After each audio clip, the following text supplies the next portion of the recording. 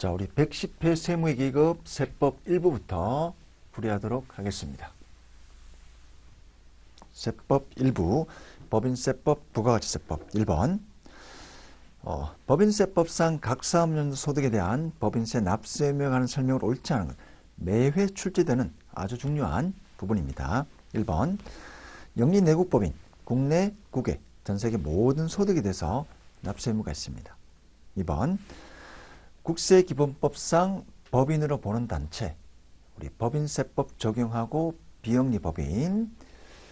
자, 국내외 원천소득 중 만약에 비영리 내국법인이면 우리나라에 있으면 국내외 원천소득 중 수익사업에 대해서 소득에 대한 납세 의무가 있습니다.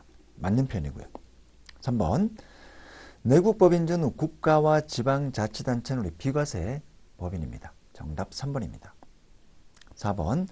외국 정부는 비영리 외국법인에 포함하는 것으로 보아 국내 소득 중, 국내 원천 소득 중 수익사업에서 발생한 소득에 대해서 납세 의무를 칩니다. 1번의 정답은 3번입니다. 굉장히 중요한 문제입니다. 매회 반복적으로 매회 출제되는 우리 법인의 납세 의무 범위. 2번. 사업연도 의제에 관한 내용을 옳지 않은 것. 1번. 우리 중간에 합병하면 법인이 없어지니까 사업연도 개시일부터 합병 등기일까지 1과세 기간으로 사업연도를 봅니다. 3번. 자, 내국법인이 사업연도 중에 연결납세 방식을 적용하는 경우 그러면 세법에 따른 법인세 계산 방식이 틀려집니다. 예를 들어 계열회사가 있어요. A, B, C. A 회사가 100%다 지배하고 있습니다. 자회사면 전부 다 하나의 회사죠. 그래서 연결납세제도 이 세 개 법인의 전부 하나의 법인으로 보아 법인세를 신고 납부합니다. 자, 이런 경우를 우리가 연결납세 방식이라고 합니다. 따로따로 안 하고 하나 전체로 법인세 신고하는 경우. 이렇게 되면 법인의 각 사업연 소득 금액이 달라지기 때문에 혹시 연도 중에 우리 회사는 이 지주회사 전체 포함하여 연결납세 방식을 선택한다. 적용받는 경우에는 개시일로부터 연결 사업연도 개시일 전날까지를 1사업연도로 봅니다. 조금 디테일한 내용인데 참고 목적으로 연결납세 방식을 하면 전 회사를 하나로 보아, 즉 지주회사, 자회사 하나로 보아 계산하는 방식이고, 이렇게 되면 법인의 소득 계산 방식이 달라지기 때문에 각각 따로따로 1사업연도로 본다. 자, 4번. 국내 사업장이 있는 외국법인이 사업연도 중에 국내 사업장을 가지지 아니하게 된 경우에는 그 사업연도 개시일부터 그 사업장을 가지지 아니하게 된 날까지 기간을 1사업연도로 봅니다. 자, 보기 4번도 참고 목적으로 보시고요. 정답은 2번인데 사업연도 중에 조직 변경하는 경우에는 기존 회사가 그대로 쭉 있는 거니까 조직 변경 전 사업연도가 계속 적용되는 걸로 봅니다. 합병 분할 이런 게 아니라 해산, 청산 이런 게 아니면 단순 조직 변경이면 그대로 진행된다고 보시면 됩니다. 3번. 소득 처분 유형이 다른 것. 1번. 우리 새로 취득한 토지에 대한 취득세를 비용 처리했습니다. 자, 토지가 있고요. 토지가 10억짜리입니다. 근데 취득세가 1억 발생했다고 가정해 볼게요. 취득세가 1억 발생했는데 비용 처리했습니다. 취득세가 1억 발생했다고 가정을 해보겠습니다. 자, 근데 우리 세무상은 전부 다 세무상 분계는 토지의 취득원가에 가산합니다. 그래서 토지의 취득원가는 11억이죠. 회사에서 비용 처리했고요. 세법상은 자산 취득이니까 송금불산이. 취득세 1억이고요. 유보 소득 처분합니다. 자, 3번. 우리 대손상각비 법인세법상 대손 충당금 한도 초과하면 송금불산의 유보. 4번. 건설 중인 공장 건물 취득에 소요되는 자금 조달을 위해 특정 차입금이자 이자 비용 계산했습니다. 회사에서 현금 1억이라고 가정해 볼게요. 회사에서 이자 비용 처리했습니다. 회사에서 비용 처리한 거죠. 근데 우리 세무상은 특정 차입금에 대한 이자는 자산의 취득원가에 가산해야 됩니다. 그래서 건설 중인 자산.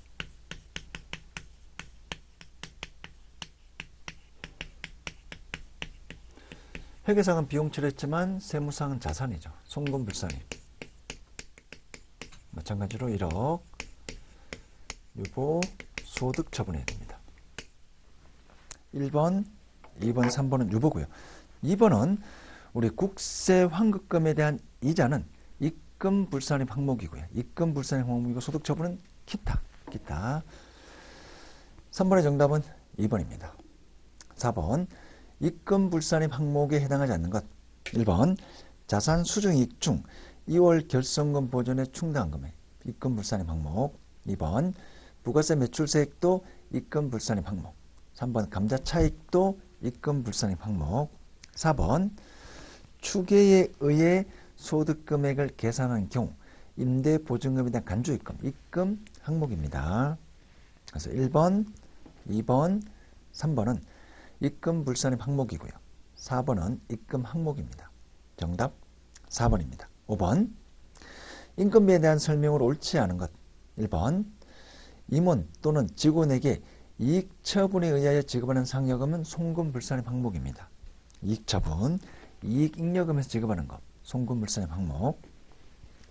2번 정관에 의해 결정된 급여 지급 기준에 의해서 임원에게 지급하는 상여금은 송금 항목이고요. 3번 해산에 의해서 퇴직하는 직원에게 지급하는 해산수당은 퇴직금이고 법인의 송금 항목입니다. 정답 3번이고요.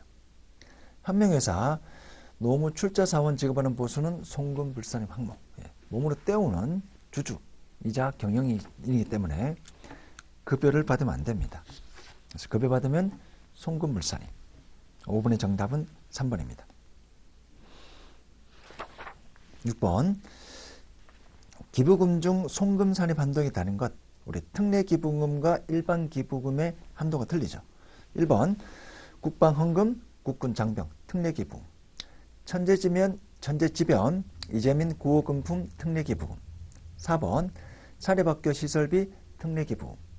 3번에 사회복지법인의 고유목적 사업비로 주는 기부금은 일반 기부금입니다. 정답 3번입니다.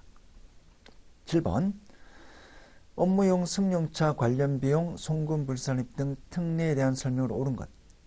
자, 1번 우리 업무용 승용차는 회사명입니다. 회사명이. 그래서 종업원 명의의 차량을 업무 수행에 이용하는 경우에는 해당 규정하고 관련이 없습니다.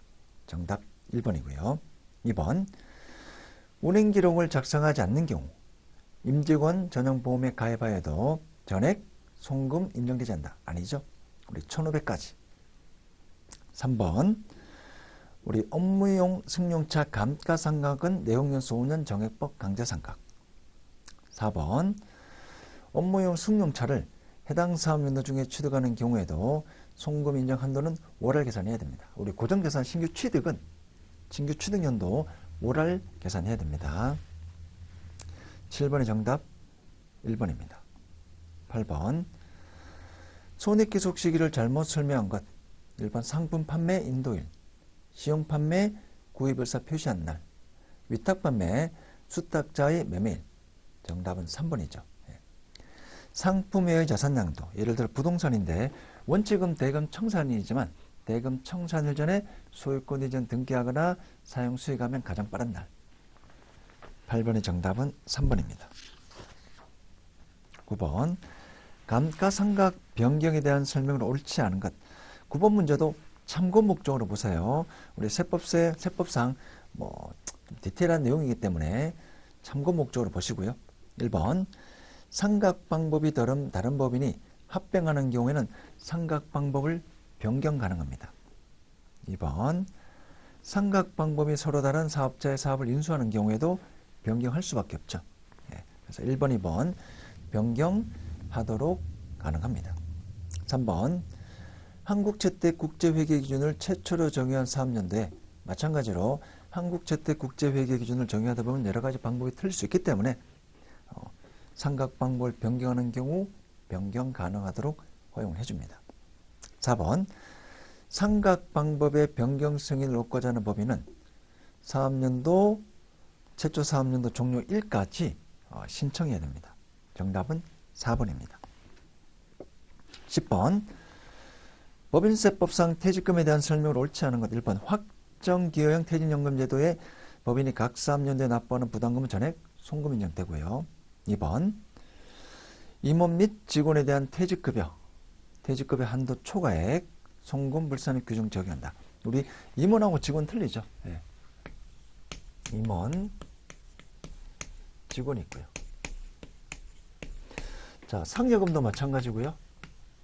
퇴직금도 마찬가지입니다. 상여금도 마찬가지고 퇴직금도 마찬가지입니다. 직원은 전액 인정이 되고요. 직원은 전액 인정이 되고요. 근데 상여금은 퇴직금은 한도 범위 내에서만 인정이 됩니다. 정답은 2번입니다. 네. 직원에 대한 퇴직급여는 전액 송금 인정됩니다.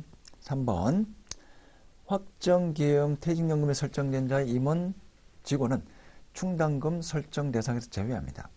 확정기여형, DC형, 회사가 불입하고 회사 임무는 끝난 겁니다. 그때부터 종업원이 운용하는 거고 종업원이 책임지는 겁니다. 4번 임원이 연임될 경우 현실적인 퇴직으로 보지 않습니다. 10번의 정답은 2번입니다.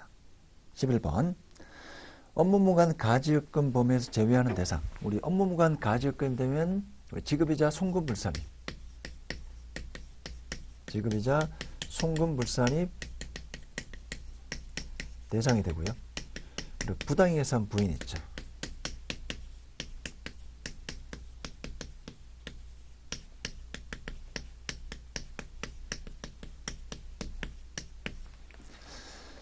자, 이때 업무무관 가지입금에서 제외하는 거 직원에 대한 경조사비 대여, 학자금 대여, 퇴직금 전환금. 근데 1번에 일시적인 가불금은 월정액 급여 범위 내에서만 가능합니다. 정답 1번입니다. 12번 부당예산 부인에 관한 설명을 옳지 않은 것. 두 가지가 있죠. 특수관계자. 그리고 법인이 손해를 봐야 됩니다. 두 가지 조건을 충족해야만 부당예산 부인을 적용합니다. 1번 시가 기준을 적용하고요. 3번 행위 당시 기준으로 특수관계 있어야 됩니다. 4번 세법상 과세소득 계산상의 범위 내에서만 변동을 처리할 뿐이지, 즉 세법상 소득금액을 시가대로 다시 계산할 뿐이지 이 법률 행위 자체가 무효가 되지는 않습니다. 그래서 법률 행위 효과와는 무관합니다. 정답은 2번이고요.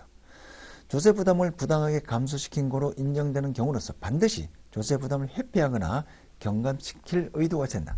아닙니다. 의도가 없어도 특수관계자 손해본 거면 부당예산 부인 적용합니다. 의도가 있는 걸로 보겠다는 거죠. 이런 행위를 하게 되면 의도가 있는 걸로 보겠다는 겁니다. 그래서 반드시 조세 부담을 회피하거나 경감시킬 의도가 없다 하더라도 이런 행위를 하게 되면 있는 걸 보기 때문에 적용합니다. 정답은 2번입니다. 그래서 조세 부담을 부당하게 감소시킨 것으로 인정되면 부당예산 부인 적용합니다. 13번 법인세 납부 시 산출세액에서 공제하지 않는 것. 우리 감면세액, 세액공제, 기납부세액인 원천징수, 중간연합, 수시부가 가산세는 더합니다. 정답 2번입니다. 14번 부가가치세법상 사업자에 관한 설명은 옳지 않은 것. 1번 우리 일반 과세자는 간이가세자가 아닌 사업자를 말하고요. 2번 우리 부가가치세법상 사업자는 영리 목적 유무에 관계없이 사업상 계속 반복성이 있어야 되고요. 독립성이 있어야 됩니다. 그 다음에 부가세 과세 대상인 재화 또는 용역을 공급해야 되고요. 네 가지 조건 있죠. 영리 목적 관계없다. 두 번째 사업성이 있어야 된다. 계속 반복적. 네 번째 독립성이 있어야 됩니다. 남한테 고용돼서 제공하는 근로영역 과세 대상으로 보지 않습니다. 네 번째 면세 대상이 아닌 부가가치세법상 과세 대상. 그래서 2번 맞는 표현은 3번. 면세사업이란 부가가치세 면세되는 재화 또는 용료를 공급하는 사업을 말합니다. 4번. 우리 공급자 컨셉은 반드시 사업자만 납세 의무가 있지만 수입자는 매입자 컨셉이죠. 그래서 사업자, 비사업자, 재화 수입에 대해서는 사업자든 비사업자든 납세 의무가 있습니다. 정답 4번입니다. 15번. 부가가치세법상 사업자 등록에 대한 설명을 옳지 않은 것. 1번. 관할 세무서장은 부가가치세 업무를 효율적으로 처리하기 위하여 필요하다고 인정되더라도 임의로 사업자 등록증을 갱신하여 발급할 수 없다. 업무를 효율적으로 처리하기 위해 필요하다고 인정되면 임의로 갱신 가능합니다. 2번. 신규로 사업을 시작하는 자는 사업 개시 전이라도 등록 신청할 수 있고요. 그리고 사업자 등록 신청은 사업장관을 세무서장이 아닌 다른 세무서장에 다 할 수 있습니다.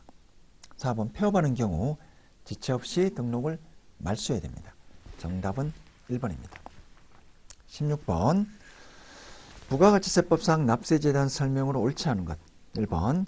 납세지는 각 사업장 소재지가 원칙이고요. 2번. 사업장이란 사업을 위해서 거래의 전부 또는 일부를 행하는 고정된 장소를 말합니다. 3번. 우리 부동산 매매업자의 법인의 사업장은 법인 등기부상에 소재한 본점 또는 지점을 말합니다. 즉 법인 등기부상 소재지를 말하고요. 4번. 부동산 임대업을 영위하는 개인사업자. 우리 부동산 임대업은 그 부동산에 위치한 등기부상 소재지, 즉 부동산의 주소를 말하는 겁니다. 그 장소가 사업장입니다. 16번의 정답은 4번이고요. 17번. 재화의 공급으로 보는 특례에 해당하는 것. 1번. 작업복 제공하는 경우 우리 재화의 공급으로 보는 특례, 간주공급 대상이 아닙니다. 3번. 직장 연회비, 직장 문화와 관련된 재화 제공하는 경우 간주공급 아닙니다. 경제사와 관련된 재화 1인당 10만원 미만은 간주공급 정하지 않습니다. 추첨을 통해 경품을 제공하는 경우에는 재화의 간주공급 됩니다. 자, 18번. 부가가치세법상 용역 공급에 해당하지 않는 것. 1번. 연회비를 받고 시설을 이용하게 하는 것 용역이고요. 정답은 2번이죠. 고용관계에 따라 근로를 제공하는 건 독립성이 없습니다. 3번. 상대방으로부터 인도받은 자를 단순히 가공만 하는 것 용역입니다. 건설업자 4번. 건설자재의 일부 전부 건설자재의 부담 여부에 관계없이 무조건 건설업은 용역. 19번. 영세율과 면세에 관한 설명을 옳지 않은 것. 1번. 우리 영세율을 적용받더라도 세금계산서를 발급하는 거래가 있습니다. 예를 들어 내국신용장 구매형에서 국내 사업자 간 거래이기 때문에 영세율 세금계산서를 발급해야 됩니다. 2번. 면세를 포기한 경우에는 신고한 날부터 3년간 면세를 다시 적용받을 수 없습니다. 3번. 우리 미가공 식료품은 면세 제화죠. 수입하는 경우에도 식용이니까 면세 적용합니다. 정답 3번입니다. 4번. 우리 면세사업자는 면세를 포기하지 않는 이상 우리 부가세 신고를 안 하기 때문에 매입세 공제 이런 거 없습니다. 19번의 정답은 3번입니다. 20번. 상가 건물 임대업을 영위하는 사업자의 과세 표준에 대한 설명으로 틀린 것. 1번. 이상 과세기간에 걸쳐 부동산 임대용료를 공급하고 선불로 받는 경우 해당 금액의 계약기간 개월수로 나눈 금액의 각 대상 기간의 합계액을 공급 가액으로 한다. 즉 과세기간에 대해서 월할계산 적용합니다. 2번. 특수관계자에게 대가를 받지 않고 임대를 정하는 경우 시가를 공급가액을 하고요. 3번. 임차인이 부담해야 할 보험료, 수수료, 공공요금 등을 별도로 구분 징수하여 납입을 대행하는 경우에는 이거는 건물주가 귀속되는 게 아니기 때문에 과세표준 포함하지 않습니다. 정답은 4번입니다. 우리 부가가치세법상 간주임대료 계산할 때 부동산의 건설비 상당액 이런 거 공제하는 거 없습니다. 보증금 적수 곱하기 정기예금 이자율 곱하기 365분의 1. 정답 4번입니다. 21번 매입세액 불공제에 해당하지 않는 것. 1번 토지, 우리 세3의 면접점비토. 1번 토지. 2번 사업과 직접 관련 없는 거. 3번 기업 업무 추진비 또는 이와 유사한 거. 4번 공급 시가 속하는 과세 기간이 끝난 후 20일 이내에 등록 신청했다 하더라도 예외적으로 등록 신청일이 속하는 과세 기간부터 그 종료일까지는 해줍니다. 따라 등록 신청일부터 공급 시가 속하는 과세 기간 계산일까지 우리 1월 1일 또는 7월 1일 역사는 기간 내의 매입세액은 예외적으로 공제를 해줍니다. 정답 4번입니다.